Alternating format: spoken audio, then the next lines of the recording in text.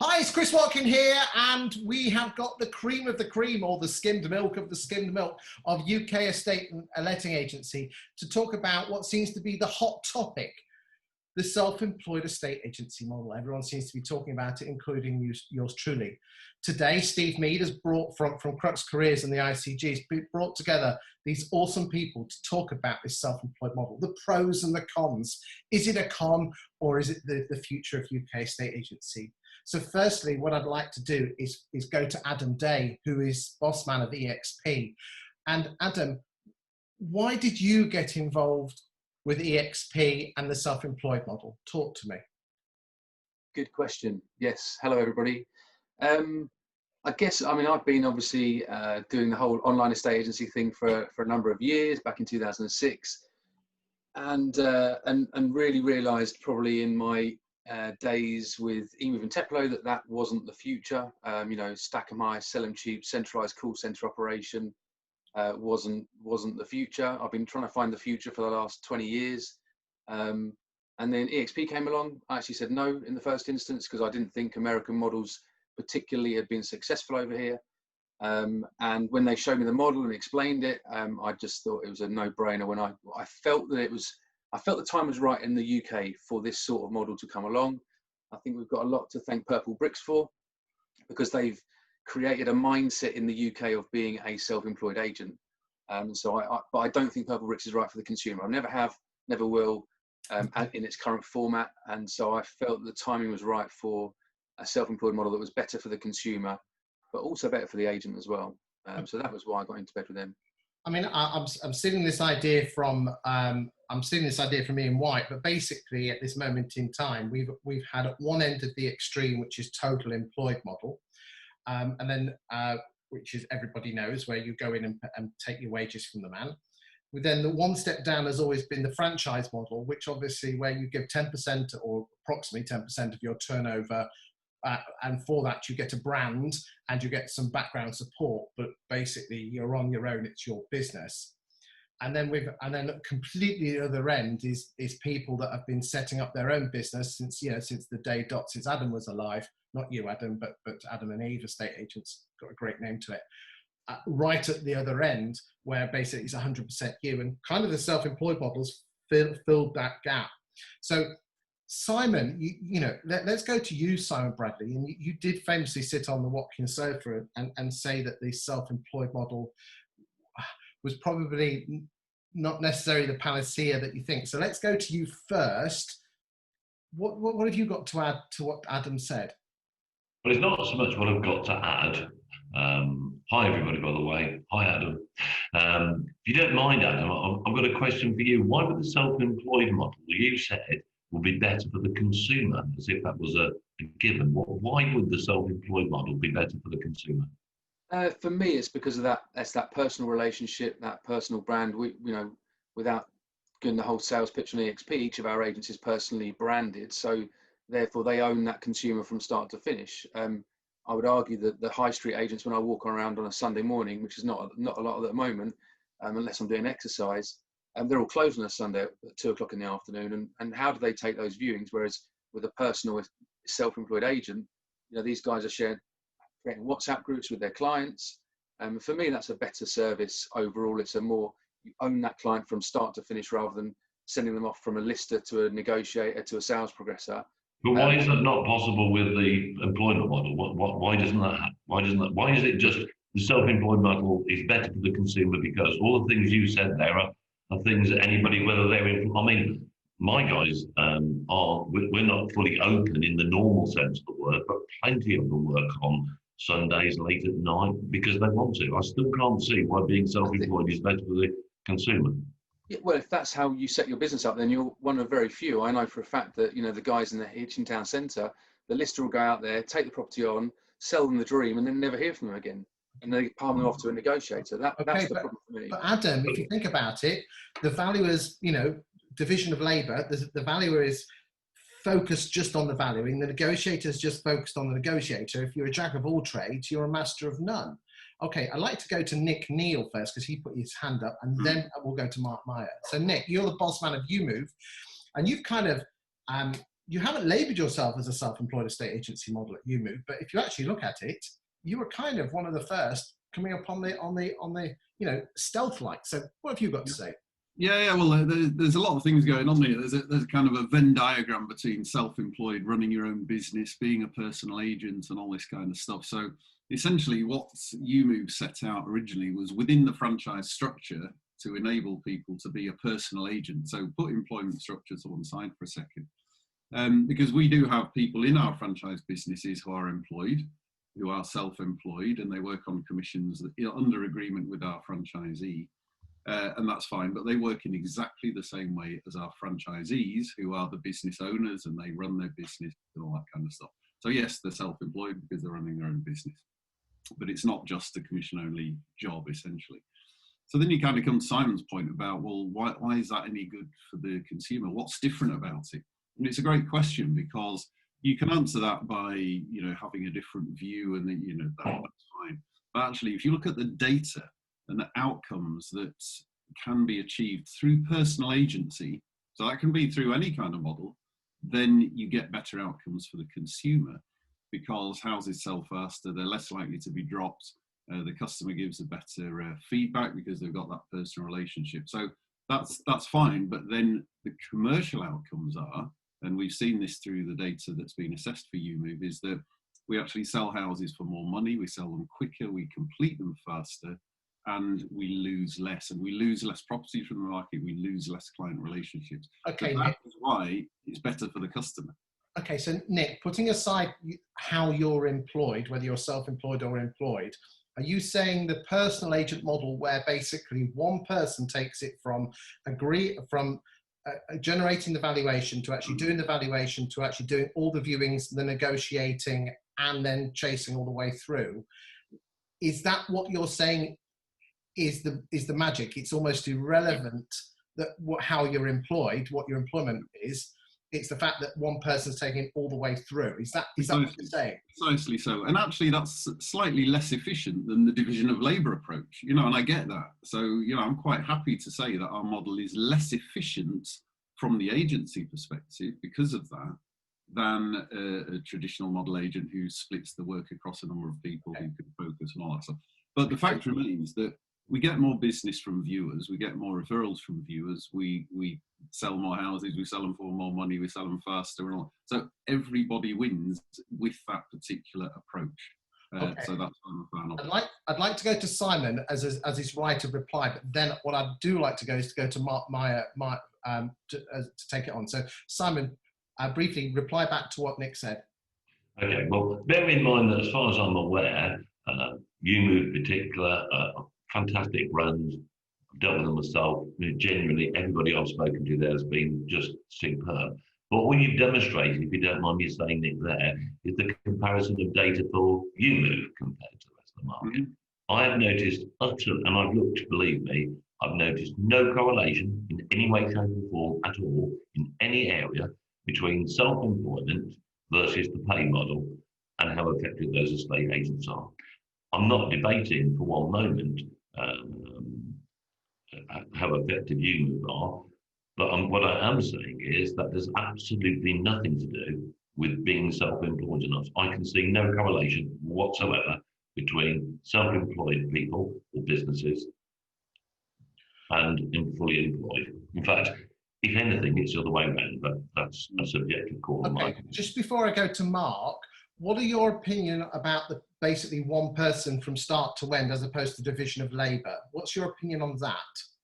Okay, well, on balance, I prefer people to specialise. This has been my experience, to specialise in being either listers or to specialise in being sellers. I found on balance, and all the research from Maslow and all these other highfalutin clever people that analyse how teams work demonstrate that specialisation is more effective. That doesn't mean there doesn't need to be and has to be a more collegiate approach, which frankly I think is hindered with a self-employed model, but again, that's just my view. I've got no evidence for that. But certainly the evidence I have seen demonstrates to me that specialisation, whether they're self-employed or not, is irrelevant. That the specialisation works more effectively. Okay, let's go to Mark Meyer. Mark, what have you got to add on this? I've listened. Yeah, I listened to Simon. I would go to Australia, Simon, and just look at someone like McGrath, who's building $1 million agents, and I think and $10 million agents, and he started off, I think maybe 15, 20 years ago, the sort of estate agency world was paid similar to what it is now, Simon. I don't think I know of an employed agent who's making $1 million. What I do know is in our business at the moment, we have a guy who's running towards $1 million, £1 million coming through this year, and he runs his own agent. And you won't find a more motivated and capable guy who's learning and consuming everything he can to try and make sure he maximizes every single moment of the time he's at work. And I agree with Nick, and I agree with Adam. It's just really the vehicle which you do that. And we've been testing this for 5 or 6 years to make sure that if we pulled the dust cover off this, then we'd be able to show that the income levels of agents can be between 300,000 to $1 million. Okay, but interestingly, Mark, if I can just jump in, I'd like to go back to Simon.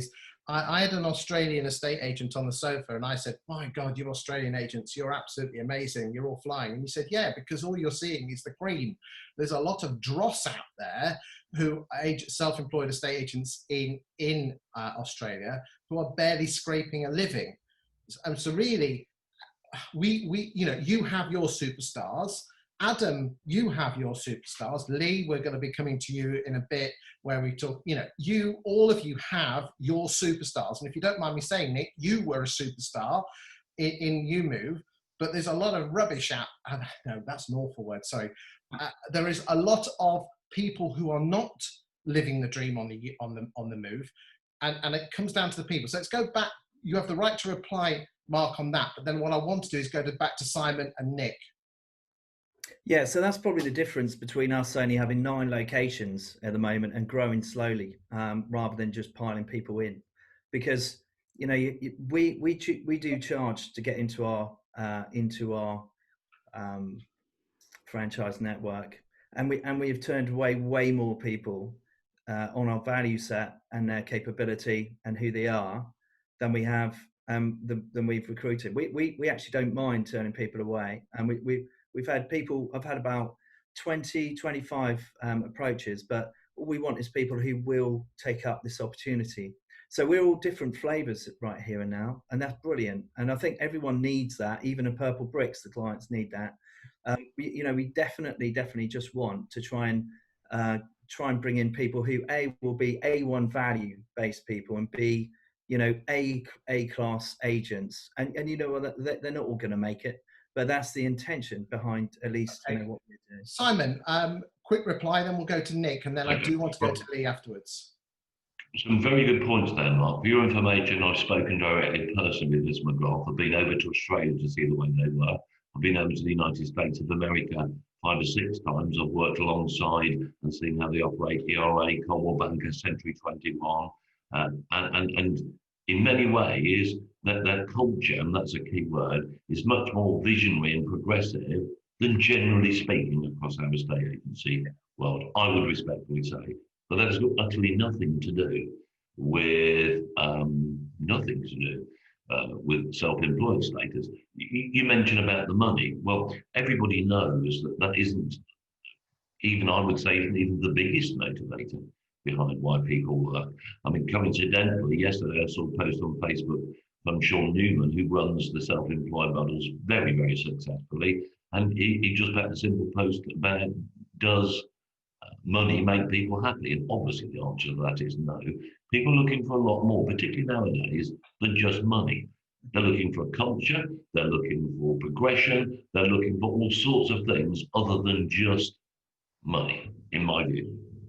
Okay. Quickly, Mark, right to reply, but then I've got to go to Nick.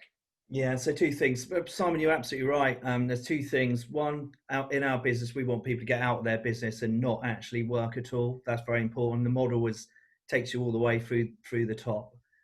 So, you know, it's not all about money. It's about an adventure of life, about business and about business skill, as well as estate agency skill. So I don't spend that much time on the forums. I see a lot of estate agency, and it's really about business for us, in my opinion. And the second thing, very quickly, because it's about the community and the people that you serve in the community. Every single place we have that we open has to have a community-driven project, which then returns to the community, because that brings more to people's lives than money. And you're right. And you know, we're looking for people who frame up several different things. They have to have the business, the community, but they need to be motivated as well. And then they can be extremely successful as people as well. Financially, there's nothing wrong with earning money, though, Simon. I'm sure you'll agree. Nick, if you could, a quick reply, and then I do want to go to Lee before we run out of time. Just very quickly, I wanted to touch on the specialisation and division of labour, because I think we're all vehemently arguing about the same thing, that there are good estate agents out there and not very good estate agents out there, model aside. But if you are a small independent agent and you're working under a UMove franchise or EXP or Mark Myers, doesn't really matter, you can build a sustainable business with good earnings on your own. You can't specialise, you can't have a division of labour when you're an army of one. And I think that's the key difference between what we're saying versus what Simon's saying. So division of labour, specialisation, that, you know, the analysis of that from a sort of classic, you know, Maslow and all that kind of stuff, for a business to work out how to operate more efficiently, that makes absolute sense. Be, you know, specialised. But individuals who want to come out of employed role and build their own business, build their own career, they can't specialise because they're just one person on day one. They will grow, of course. So they have to be able to deliver the full gambit of services. And if you go out there and try and start it off on your own, that's very, very difficult. If you start it within a framework of a franchise or other similar model, you are able then to go and do it, and you can reach those very, very high earning outcomes much more easily and very, very quickly, which if you went through the employment route, you'd have to get promoted over a number of years. And so I think what we're saying is the right people can do as good a job in either model, but they're going to make more money more quickly if they do it on their own. Okay, let's go. Can't disagree with that. Let's go to Lee O'Brien from David Lee. Lee, isn't this just a cheap way for employed estate agents to grow their network without having to spend offices and money? No, I think what it's allowed us to do is deal with these great agents that have got a real entrepreneurial mindset and want to do something on their own. They want to reach these higher heights of income potential that, as Nick just rightly said, aren't available without many promotions, and there's only so much room at the top of any business to reach those heights in income potential. And it gives back some of the autonomy and some of those things that you guys mentioned, where it's not all about money. There are lots of other things that people are looking for out of their work life, and within this framework, people are able to spend more time flexibly at home or helping out with the kids and still earn really good money. It's not a silver bullet. It's not for everybody, and I think everybody here is right in saying it. Certain models suit certain people. But I mean, if you don't mind me saying, Lee, and I'm going to open this to all of you, is that I think we're potentially sitting on a PPI situation here, where you lot are very good at selling the panacea of self-employed estate agency, saying it's absolutely wonderful. But I know as well as you do that you attract people to you thinking that they're bloody good, excuse my French, at converting. You know, they're shit hot valuers, they're doing 5 a day, in and out, they can convert like anything. But basically they jump into one of your models on a Monday because they give up their job on a Friday, and they can't generate for toffee. And then what they then do is they then go and blame you, the system, well, effing self-employed model, it didn't work, because they have not basically got the balls or their fear of not door knocking or actually going out there. What are you lot doing to ensure that this is not going to muddy the waters for the self-employed model? Let's go to Mark first. Nice and short and sharp, please, because we're running out of time. Sure. I mean, Chris, we didn't pull the dust cover off our model really until we'd done 4 or 5 years of testing on how it works. We've had nobody fail at all. Okay. Lee? I think it's about your recruitment process, Chris. One of our sort of core values is that we're straight talking and we hit people with the bad news before the good news. So I don't want to sell this model to anybody. I prefer it if people have looked at the alternative models available in the market and they're already in the mindset that they'd like to go self-employed rather than trying to headhunt out of an agency. I think people need to be ready in their own mind before they go for this. Okay, let's go to Steve Meade from Crux. Steve, do you think we're sitting on a time bomb here? No, I don't, Chris. I've listen. The reason I got these 5 guys here today is that they've all got phenomenal businesses. They've all been around for a while.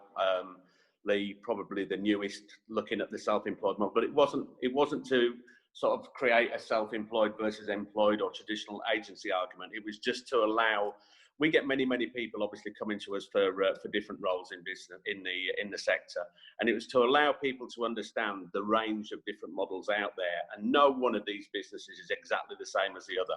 And it's, you know, from Simon, who's got fantastic experience and a great advocate obviously of traditional agency, all the way through to Lee, who's probably on the self-employed side, Lee, with respect to probably the new kid on the block, because your business is relatively new, having made the transition.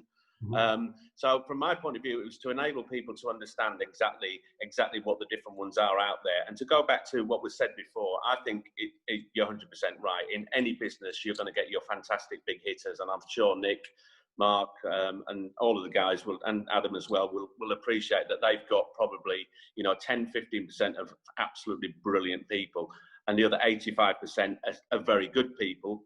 But you're always going to get out there in the whole of the sector, you're going to get the people that it's not right for. So traditional agency might not be right for the one person. I know a guy specifically who works for Mark, who has made the transition and would never go back to traditional agency. That doesn't mean to say that the people that come to us, we identify what we feel is the right role for them. And we will not send somebody to Mark, as an example, who we think will be better placed with a business like Simon's. So, no, I don't think we're sitting on a time bomb. Chris, like you, I think that the self-employed model is still going to continue to grow, but there is room for all the different models out there. And I think anybody who comes with something that's a little bit different and has an offer to get people involved, because we all know as well that the biggest problem with self-employed is that first 3 to 6 months when basically you've got no income coming in. You need to have the right people, and one of the things we make clear to all the people we speak to who are looking at the self-employed model, you need to be able to set your stall out. But if you're prepared to set your stall out and you're in the financial position to do so, then obviously down the road, if you make a success of it, then the rewards are fantastic. So there's space for everything, I think.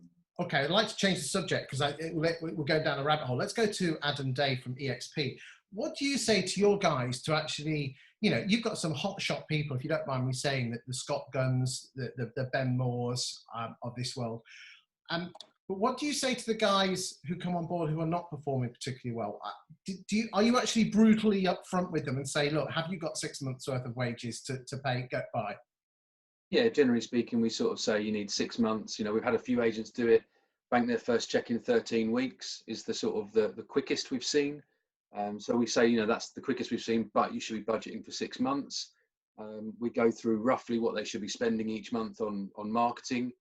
And yeah, it's up to them at the end of the day. I mean, some people say, well, I'll just do it on, I'll base it on 3 months, but we always say, you should have a war chest of 6 months. And all the businesses I've set up, all the offices I've set up, it's been month 5, generally speaking, has been the most common month for me to receive my first completion from a start, wherever that's been in the country. But so, we always say 6 months. Okay, let's go to Nick Neill. Nick, do you think there's an opportunity for you self-employed models to actually almost finance them, almost like a parachute payment coming out of the premiership?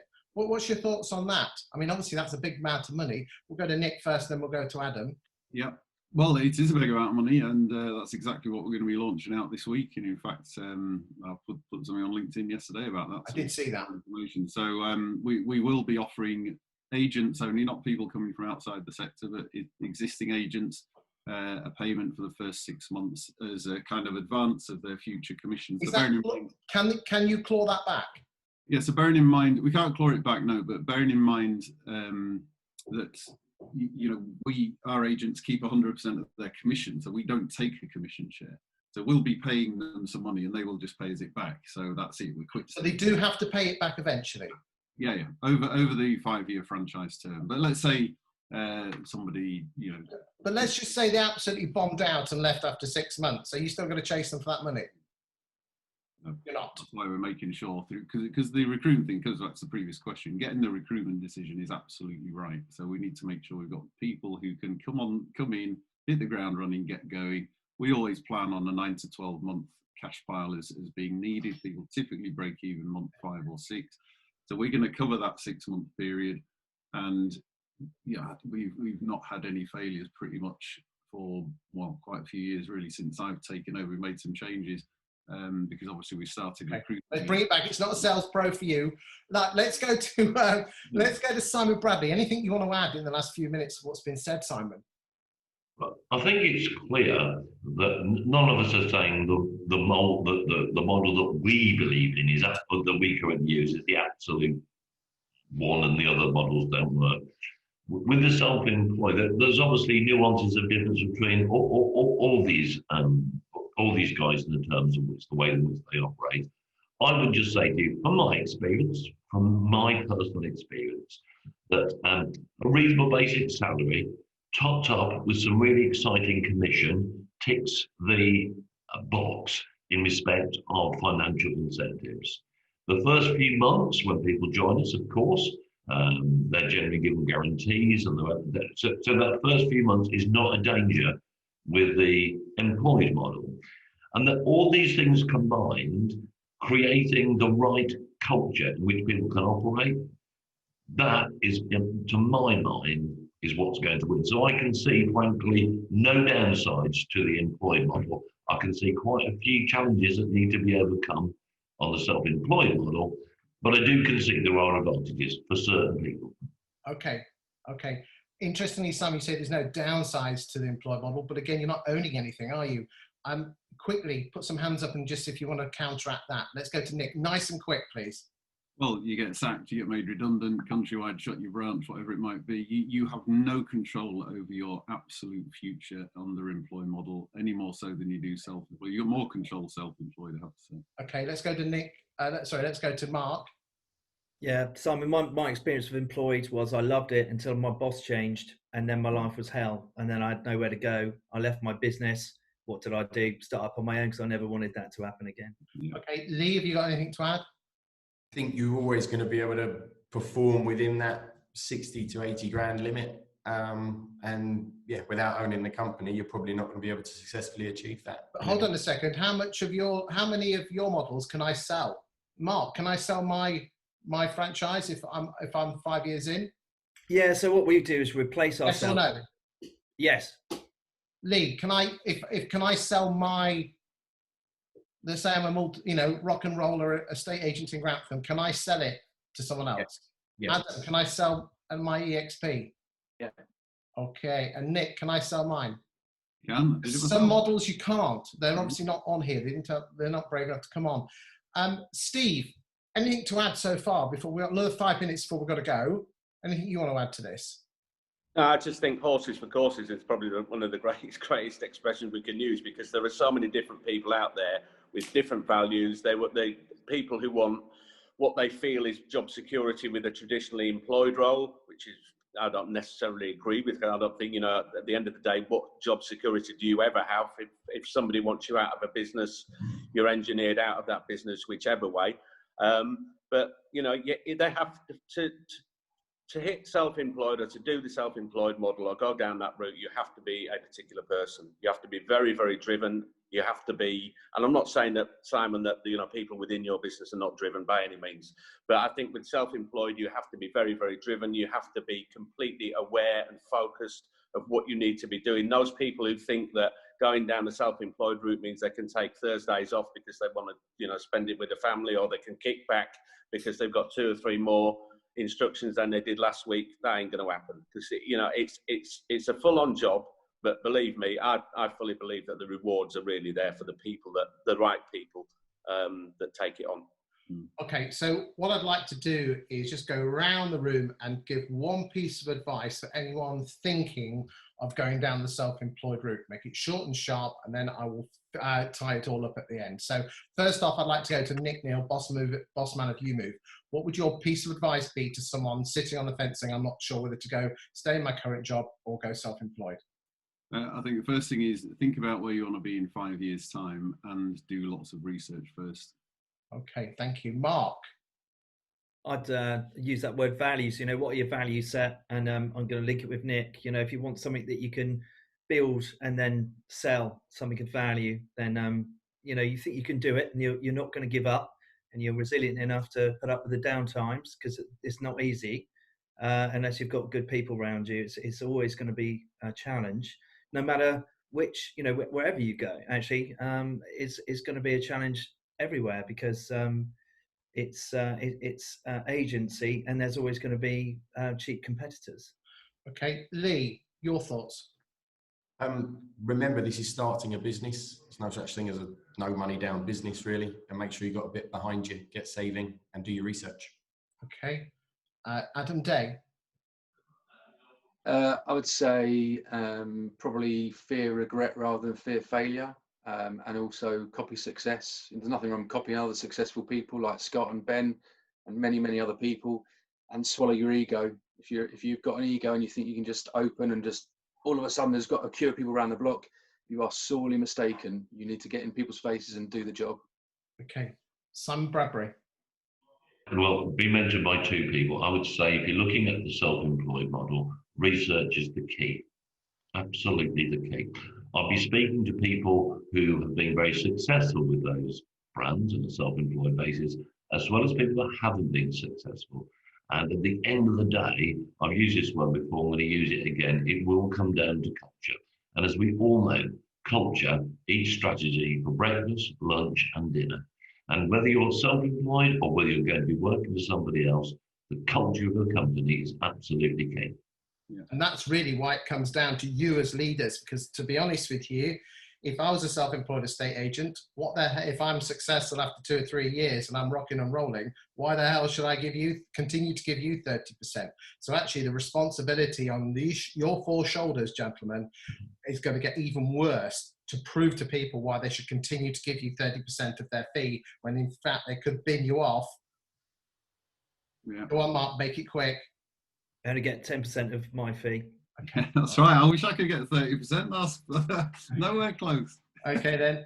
What percentage do you, Lee? Staggered as well, but yeah, 50 to 90 on a gradient. What, you get 90%? No, I'm only fooling you, Leg. Adam, where are you? We take anything between 30 and 0. Lovely. Okay, good stuff. At the end of the day, can we all agree that you shouldn't base your decision on the choice of model based on the percentage, just like you shouldn't base your estate agency on the percentage? Steve, your final thoughts before I finish up. Yeah, I'd just say to anybody out there who's considering or looking for any new role, new opportunity, you know, if you want to speak to the experts, and we're certainly the experts at Crux Careers, we know what we're doing, we know what we're talking about, and we're happy to advise you. You know, I think all these guys have got great business models. We don't work with them all, but we're more than happy to if they want to work with us. But we will give you unbiased advice as to what we feel is the best model for you to look at for your future role. Good stuff.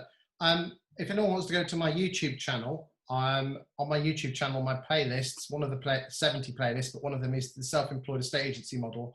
And at the time of filming this, at the middle of November, there are 95 videos on the self-employed model.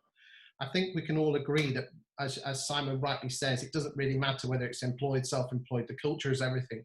And that's why it's really important you talk to existing people who've joined the self-employed model, but also people who have failed. That's very easy to find out those people. Who just go into LinkedIn and form of company and you can find these people. But talk to them and find out, because they might be blaming these guys around this table here, but in reality, probably their fault is looking themselves in the mirror. I think what you've got to do is decide that you might be a great converter, but are you actually a great estate agent? You've got to go out there and go door knocking. You've got to get your hands mucky. And yes, as Mark rightly said, if you think you're going to be taking 3 days off a week from the date, you are sorely mistaken. This is hard work. You've got to build an absolutely huge empire. You've got to take your times off. I think the magic thing is this, is do your homework, make sure it's right for you. More importantly, make sure it's right for your family, and decide if it's for you. Putting 2 or 3 years of hard work in, going without holidays and things like that, is something that you have to decide to do. But it's like the delayed gratification. Are you going to go without in the short term to win in the big time? There is no right or wrong model. Self-employed, employed, purple bricks, schmurple bricks, it doesn't matter. The most important thing is that you're enjoying your job as an estate agent, you're earning the money that you deserve, and you, more importantly, you are happy, and you're happy in yourself. Go in with open eyes, don't jump in with 2 feet, and make your own decision. I just want to say thank you everyone today for joining us on this webinar. Thank you for Steve from Crux Careers for organising this together. And if you need any more information, then give these guys a call. We'll put their details on the video at the end or in the write-up, and make a decision. Because remember, you only live once, so make sure you enjoy it. Thanks very much. Wave goodbye to everyone. See you later, everyone. And thanks to you, Chris, as well. Cheers. No worries, Yeah, mate. thank you. Thank you. Thanks, guys.